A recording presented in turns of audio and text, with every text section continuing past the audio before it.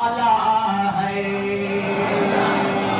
تو سب چاہنے والے غوث اعظم کے بیٹھے ہوئے ماشاء اللہ. گفتگو نرالی ہے تذکرہ نرالا ہے. گفتگو نرالی ہے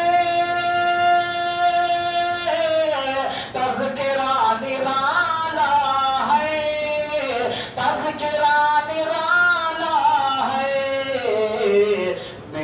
غوث اعظم کا میرے غوث اعظم کا مرتبہ نرالا ہے. میرے غوث اعظم کا مرتبہ نرالا ہے. یہ شعر مطالعہ فرمایا. اور وہ تو پیر پیرا ہے شاہ جیلا ہے. وہ تو پیر پیرا ہے وہ تو شاہ جیلا ہے. وہ تو شاہ جیلا ہے. اور میرے غوث اعظم کا سلسلہ نرالا کا سلسلہ نرالا. ایک شعر اس کے بعد انشاءاللہ. اور ان کے آستانے کی شان پوچھتے کیا ہو. ان کے آستانے کی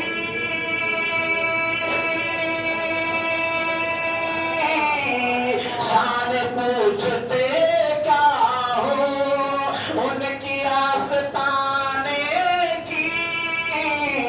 شان پوچھتے کیا ہو. اور ان کے در کے کتے کا تب تبا نرالا. ان کے در کے کتے کا تب تبا نرالا ہے. ان کے در کے کتے کا تب تبا نرالا. اور بولا بِإِذْنِ اللہ مردہ ہو گیا زندہ. بولا بِإِذْنِ اللہ مردہ ہو گیا زندہ. بولا بِإِذْنِ اللہ مردہ ہو گیا زندہ. اور فاطمہ کا شہزادہ بولتا نرالا بولتا نرالا ہے. فاطمہ کا شہزادہ. درود پاک اللہم صلی علی سیدنا مولانا محمد و آلہ وسلم علیہ الصلوۃ والسلام علیہ. دیکھیے غوث اعظم کی وہ شان ہے. آپ نے کرامتیں بہت سنی ہے غوث اعظم کی. 12 سال کی ڈوبی ہوئی کشتی کو نکال دیا.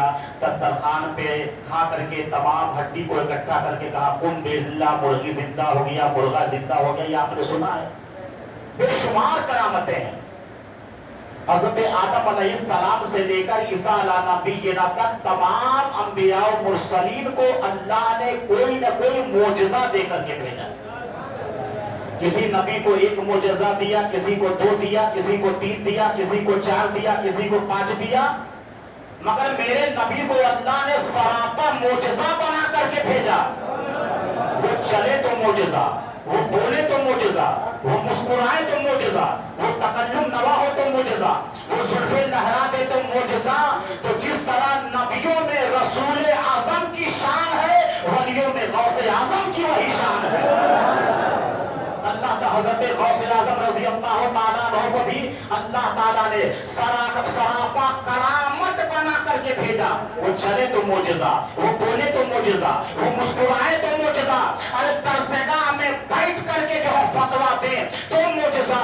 12 साल की डूबी हुई कश्ती को बाराती के साथ जिंदा सही सलामत लौटा दे, ये भी मोजज़ा।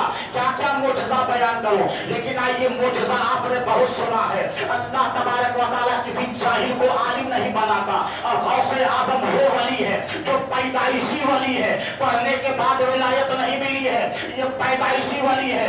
मगर इल्म दीन हासिल करने के लिए गौसे आजम बगदाद मुक़द्दस की सरजमीन से तशरीफ ले जाते हैं। सरकार गौसे आजम का इल्मी शान मुलाहजा फरमाओ कि आप हाफिज भी हैं, आप कारी भी हैं, आप मुफक्किर भी हैं, आप मुहद्दिस भी हैं, आप मुफ्ती आज़म भी हैं। बड़े बड़े अलकाबात आप जो है, यही तक नहीं, आप एक वक्त में 12 फन में तकरीर किया करते थे। गौसे आजम के तकरीर का मजमा ये हुआ करता था, 70 हज़ार का मजमा हुआ करता था। और गौसे आजम की तकरीर का आलम ये था, इतनी तासीर थी कि मजमे में रोजाना कई लोगों का लाश उठता था। ये तकरीर का असर था। आप अंदाजा लगाइए, गौसे आजम की करामत आपने बहुत सुनी होगी। आओ इल्मी जाहो जलाल सुनो, गौसे आजम का इल्म समाअत फरमाओ।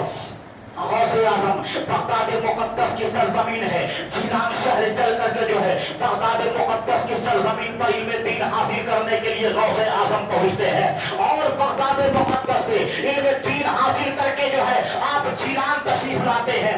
और तशरीफ लाने के बाद जिस मदरसे में बैठकर आपने इल्म हासिल किया है, उसी दरसगाह में बैठ करके जो है आप उलमा को पढ़ाते नजर आ रहे हैं, मुफ्तियाने किराम को पढ़ाते नजर आ रहे हैं। अल्लाह अल्लाह, कौन गौसे आजम 1 लाख चोरों को, शराबियों को, जिनाकारी करने वालों को अपने दामने करम में जगह देने वाले गौसे आजम, निगाहे विलायत से चोर को वली बनाने वाले गौसे आजम। आपकी बारगाह का आलम ये था कि जब लोग बैठते थे 1-1 हज़ार उलमा कलम दवाब लेकर के आपकी बारगाह में बैठा करते थे। अल्लाह अकबर। गौसे आजम रजी अल्लाह तआला अन्हु के जमाने में एक बहुत बड़ा मुहद्दिस था जिसका नाम मुहद्दिस इब्ने जौजी था। अल्लाह अल्लाह, उसे इल्मे हदीस में ऐसी महारत हासिल थी, वो कहता था मेरे टक्कर का कोई मुकाबिल इस वक्त हुए जमीन पर नहीं है, कोई मुफक्किर मेरे टक्कर का इस दुनिया भी नहीं है, और कोई इतना बड़ा मुहद्दिस मेरे टक्कर का इस हुए जमीन पर नहीं है। लोगों ने कहा हुजूर वो तो गौसे आजम है। अरे गौसे आजम क्या जाने, उन्हें कुरान का तर्जुमा नहीं मालूम, उन्हें कुरान का मफहूम नहीं मालूम, वो कुरान के मानो मफहूम को भी नहीं समझ सकते। अल्लाह अल्लाह। तो उनके साथी ने कहा ऐसा है कि चलो चल करके गौसे आजम की बारगाह में चलते हैं और गौसे आजम का इम्तिहान ले लिया जाए, गौसे आजम कितने काबिल है। अल्लाह अकबर। उनके साथ ही चले गौसे आजम की बारगाह में। अल्लाह अल्लाह। गौसे आजम की बारगाह में कारी कुरान की तिलावत कर रहा था। अल्लाह अल्लाह। ये कौन किताब है, जो कुरान कौन सी किताब है? ये किताब किताबे हिदायत है, ये किताब किताबे निजात है, ये किताब किताबे रहमत है। अरे यही वो किताब है जिसे कुरान उला के मुसलमानों ने समझा था तो चांद को गिरफ्तार कर लिया था। ये वही कुरान है जिसको जो है जिसको पढ़ करके लोगों ने सूरज की शुआओं को मुसख्खर कर लिया था। अल्लाह अकबर। और कुरान में मैं आपसे पूछना चाहता हूँ, आज जो साइंस तरक्की कर रही है, ये इल्म आया कहाँ से? ये टेक्नोलॉजी आई कहाँ से? ये साइंस आया कहाँ से? ये आया कहीं से नहीं, ये कुरान से लिया गया। क्योंकि कुरान ने कहा तिबयान लिकुल्ल शैइन, हर शय का बयान वाज़ेह बयान कुरान में मौजूद है। अल्लाहु अकबर। वो अल्लामा मुहद्दिस इब्ने जौजी सरकार गौसे आजम की बारगाह में पहुंचा काहे के लिए? इम्तिहान लेने के लिए। सरकार गौसे आजम की बारगाह में एक कारी कुरान की तिलावत कर रहा था। सरकार गौसे आजम का दरियाए करम जोश में आया और इल्मी जलाल का फैजान का ये आलम है।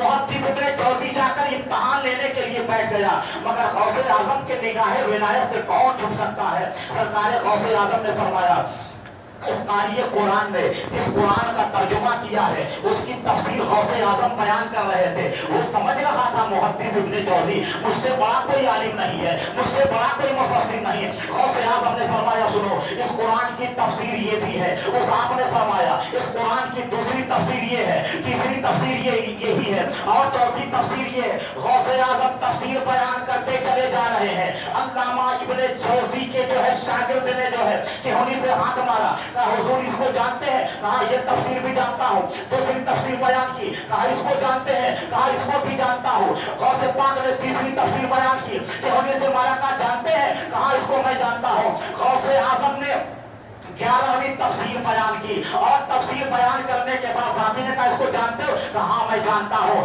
لیکن 12 سے لے کے 40 تک غوث اعظم نے تفسیر بیان کی. محدث ابن جوزی فرما رہے اللہ اللہ, یہ کیسا علم ہے, یہ کیسا علم کا دریا ہے, یہ کیسا علم کا دریا بہ رہا ہے, یہ کیسا علم بہنے پہ کرا ہے. اور غوث اعظم کے قدموں پر قربان ہو جاتا ہے. گریبان کو چاک کیا, پگڑی غوث اعظم کے قدموں میں رکھا. تب میں تو سمجھ رہا تھا مجھ سے بڑا کوئی عالم ضرور زمین پر نہیں ہے. ایک غوث اعظم تم سے زیادہ علم والا اس ضرور زمین پر کوئی نہیں ہے. غوث اعظم سارے مفتی سارے مفکر تمہارے سامنے بچے ہیں, تم سب کے باپ نظر آ رہے ہو. واہ کیا مرتبہ, اے غوث ہے بالا تیرا, اونچے اونچوں کے سروں سے قدم آنا تیرا. سب بھلا کیا کوئی جانے کہ ہے کیسا تیرا, میاں اولیاء ملتے ہیں آنکھیں وہ ہے تلوا تیرا.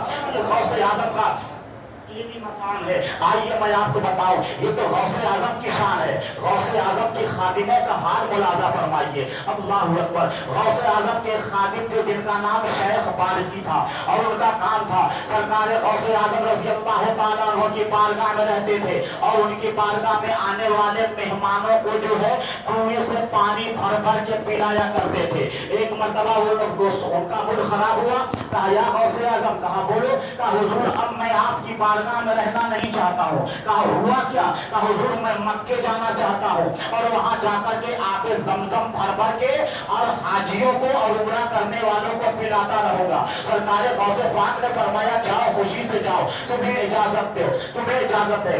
اللہ اکبر.